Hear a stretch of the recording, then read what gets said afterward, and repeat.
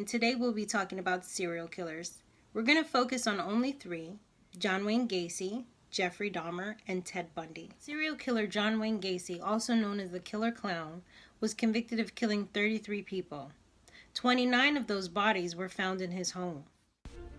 John Wayne Gacy's first victim, Timothy McCoy, was only 16 years old. The murder occurred on January 2nd of 1972. What was supposed to be a simple breakfast between two housemates ended in murder. McCoy was preparing a breakfast of simple bacon and eggs, and later called Gacy downstairs to join him. When Gacy arrived for the meal, he noticed that McCoy was holding a knife in his hand.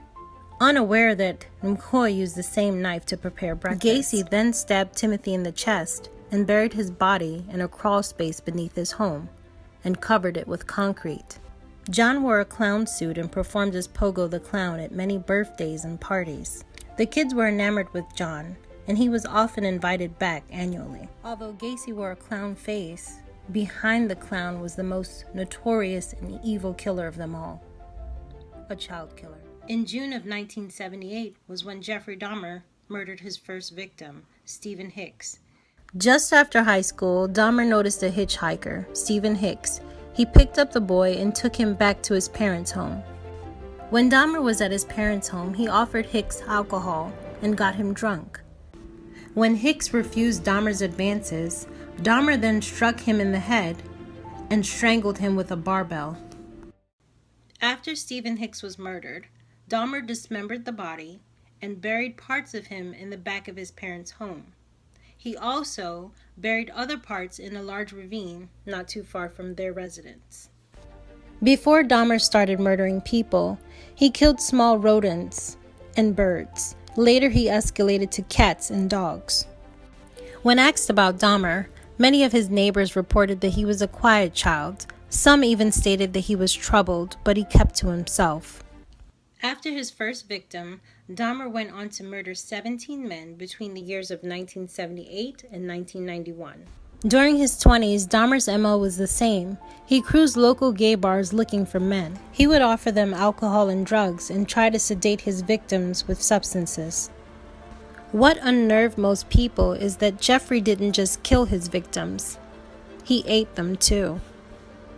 In Dahmer's apartment, there was a shrine of skulls and candles, almost putting on display the horrible murders that he committed. Ted Bundy killed 30 women and escaped prison twice. Tacoma police are still baffled if Ted Bundy really killed his first victim at age 14 years old. His first victim, Anne Marie Burr, who died in August of 1961, disappeared from her home near the University of Puget Sound. So they're speculating that Anne Marie was actually the first victim in his serial killing spree. Ted played upon the vulnerability and nurturing side of women. He oftentimes wore a cast and asked for assistance, pretending to be disabled. An unsuspecting victim would come over to assist. Ted would then hit them on the back of the head with a crowbar and put them in his trunk.